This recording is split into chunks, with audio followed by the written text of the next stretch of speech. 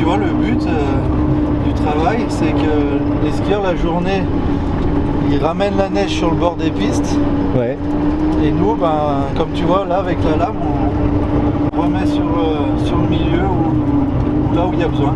Je travaille ici depuis 2004 en tant que conducteur d'engin de damage. C'est une passion depuis gamin.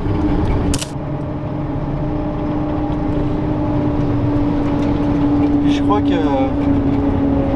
crois franchement que en fait, ce métier-là, t'aimes ou t'aimes pas. C'est un métier passion, tu peux pas le faire parce que tu as besoin d'argent. Non, je pense que tu le fais parce que aussi t'aimes ça.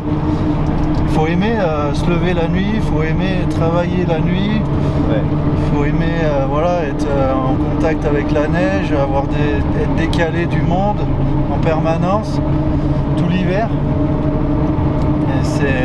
C'est assez spécial et puis en fin de compte en plus on n'a pas de contact avec le client directement, mais on l'a du biais de notre travail. Si on le fait mal, ça va se ressentir.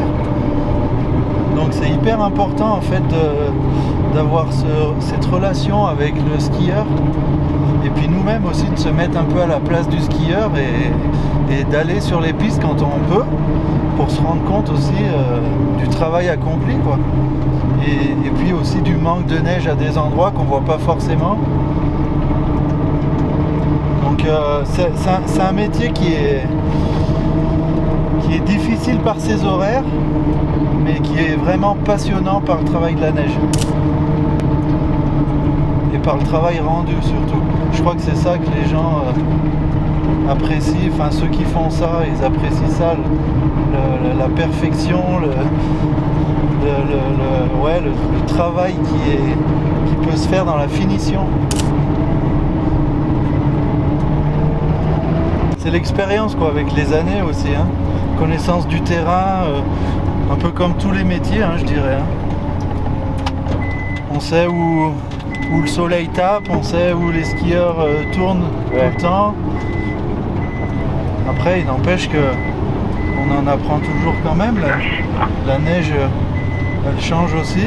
Les températures, elles changent aussi.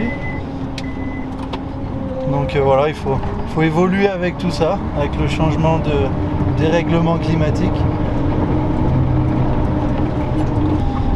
On a un responsable du damage qui lui en fait travaille la journée. Il va nous faire un check-up de ce qu'il voit la journée en skiant.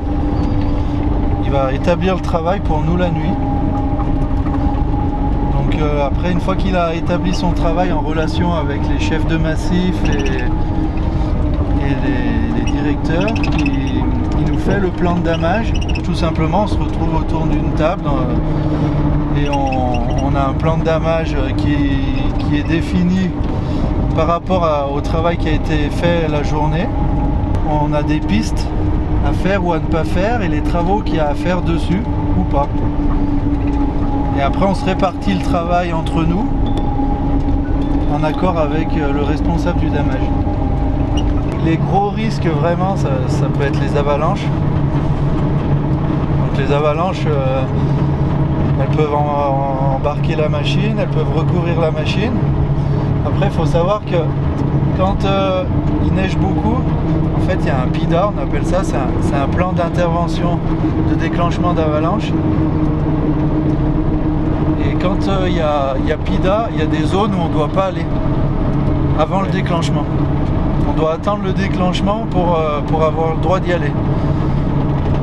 Donc déjà on évite toutes les zones super dangereuses, mais après on n'est pas à l'abri du risque de la petite plaque qui est cachée dans un coin.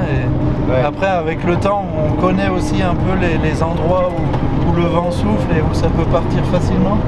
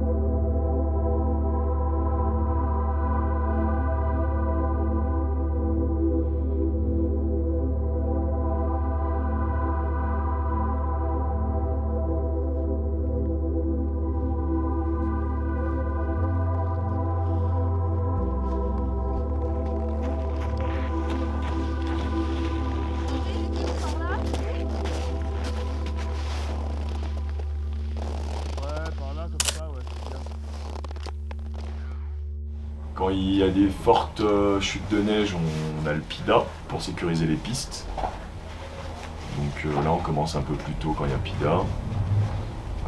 Pareil, après on est en binôme, on dispatché là sur plusieurs secteurs. Voilà, on protège les pistes quoi, si nécessaire. Alexandra, du coup comme on disait tout à l'heure, je suis pisteur depuis 5 ans, 3 ans, ma 3e année à Valseny. Et maître chien avec Sanka depuis l'année dernière. Et avant ça, j'ai eu un autre chien pendant 10 ans. Du coup, ça fait un moment que je suis maître chien. Et voilà. Moi, c'est Sang Jaune. Je suis pisteur, c'est ma 5e saison là. Et maître chien aussi, ça, j'ai pu commencer direct avec le chien ma première année. On est chacun relié sur un secteur différent, par binôme généralement. Et du coup, on se sépare les pistes pour pouvoir les parcourir avant les clients. Donc, vérifier le jalonnage, que les jalons ne soient pas tordus, soient pas cassés, soient pas mis dangereusement pour le client. Donc, on remet un petit peu les jalons droits, on vérifie les balises aussi, avec les numéros de piste, tout ça. Et s'il n'y a pas des obstacles sur la piste, si les machines en passant, ils n'ont pas fait un demi-tour ou un bourrelet, ou créer des blocs de glace qui pourraient être dangereux pour le skieur qui arrive, et ce genre de choses quoi. Alors, en début de saison, on a une grosse phase de mise en place. Il y a beaucoup de matériel. Les matelas de canon à neige, tous les jalons, les balises, toutes les protections pour la sécurité, les filets. Fin de saison, on déséquipe tout ça aussi, donc c'est beaucoup de manutention, c'est assez physique à ce niveau-là. Et sinon, on fait de l'entretien pendant toute la saison. Des pistes, on ouvre les pistes le matin, comme on disait, on les ferme le soir.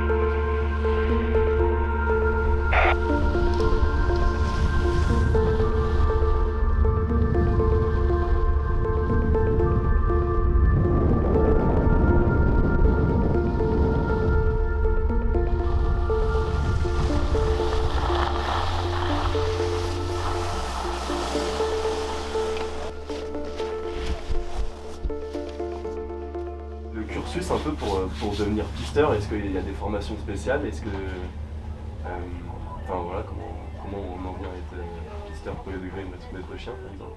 Il faut déjà passer la flèche de vermeil, tu vois, avec le SF. Ensuite, il faut valider un test technique. C'est une descente libre 400 mètres à peu près, dénivelé. C'est le plus dur à obtenir.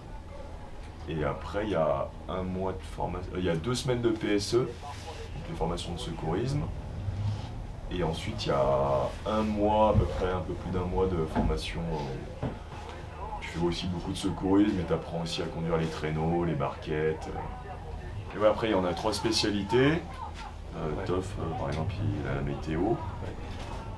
On est maître chien et il y a l'artificier. Du coup, on rentre dans un cursus de formation quand on veut devenir maître chien. Donc il faut maintenant il faut être pisteur et être envoyé par une station. On est appuyé par des formateurs de Savoie du coup. Et donc eux, si c'est notre premier chien, ils vont éventuellement nous diriger vers une race ou quelque chose pour nous aider. Mais libre à nous de choisir avec quel type de chien on veut bosser, sachant que c'est toute l'année.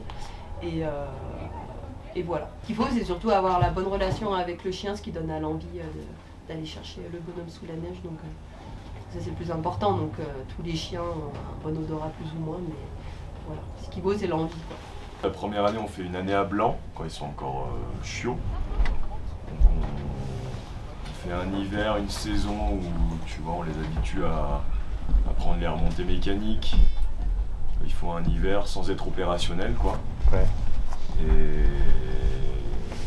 l'hiver d'après, on part en stage en début de saison, pendant 2 semaines. Pendant 2 semaines maintenant. Et de là, À la sortie du stage, les chiens sortent opérationnels, enfin le binôme maître chien-chien sort opérationnel. Le métier de pisteur à la base, c'est un métier de passion. Il faut être passionné par la montagne, le ski, la montagne, et puis le secourisme quand même, parce que d'autant plus ici, il prend une grosse partie du métier.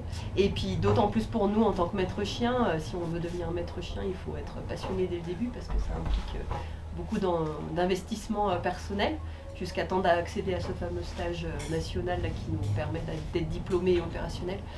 Et même par la suite pour entretenir en fait les qualités du chien et du binôme, parce que c'est un binôme. Quand ils sont jeunes, tu sais, on prépare des terrains d'entraînement, donc on creuse des trous où un humain peut rentrer dedans. Et en fait, les chiens au départ, quand ils sont tout petits, ils ont peur de rentrer sous la neige, tu vois. Donc, central, tu peux me donner un numéro? t'as le collègue qui va les attendre dans le trou avec ça, là, avec le boudin. C'est leur jouet fétiche, ça. Donc c'est pas un jouet qu'on laisse traîner tout le temps, tu vois, là, ils sont contents de le voir. Central. Et en gros, le mec qui est dans le trou attend les chiens avec le jouet. Donc eux, ils sont pas en train de travailler, les chiens, au final. Ça reste un jeu. Ça reste un jeu, quoi. Du coup, on attaque au début sans trou du tout, juste à mettre le chien, avoir un attrait à ce jeu, quoi. Et donc avec son maître, et ensuite avoir l'attrait à jouer avec une autre personne. Il faut que le chien soit sociable. Ça, c'est un des critères qui est hyper important. Il faut qu'il soit sociable parce qu'il doit aller jouer. En fait, c'est le bonhomme avec qui il va aller jouer, qui va aller chercher. Et il faut qu'il soit sociable aussi avec les autres chiens, parce qu'on est amené à travailler à plusieurs chiens, à se croiser. Il ne faut pas que ça se batte, il faut que ça reste concentré sur le boulot. Du coup, il faut des chiens sociables. Donc on commence à les faire jouer petit à petit de plus en plus loin, comme ça, sans parler de trous du tout. Et après, quand on passe sur neige, on attaque, voilà, comme il disait Sanjoun, faire rentrer des gens vraiment à l'entrée du trou. Et puis après, la personne, elle va aller un peu plus loin. Et puis comme ça, on franchit. Et puis après, effectivement, quand le chien est bien à l'aise, on franchit des petites marches. On va boucher de plus en plus. Ouais. Et voilà, jusqu'à une vraie simulation d'avalanche. Voilà, et donc la finalité maintenant, nos entraînements d'hiver, on est sur un terrain avec 4 à 6 personnes, 4 à 6 victimes, voilà, enterrées dans des trous, rebouchées à la dameuse avec une épaisseur de 1 à 2 mètres de neige dessus. Et on fait travailler les chiens comme ça ensemble. Comment le jouet peut reproduire l'odeur d'un humain en fait qui est sous la neige? Ah, mais du coup, ils vont pas chercher l'odeur du jouet, ils assimilent du coup l'odeur de l'humain à ce jeu. Quand ils sont en recherche, ils cherchent une odeur d'humain qui est sous la neige. Il peut y avoir plein d'humains en surface, tu vois, à l'extérieur. Donc ils les sentent aussi forcément, mais ils arrivent à distinguer l'odeur qui vient de sous la neige.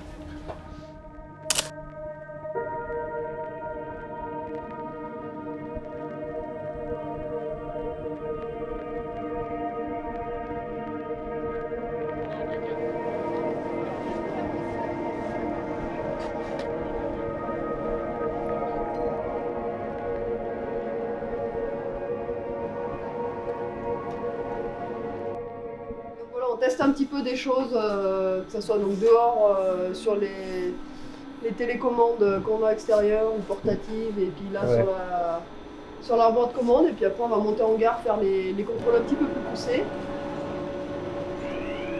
Que ce soit en haut ou en bas, on teste différentes choses pour la sécurité du client.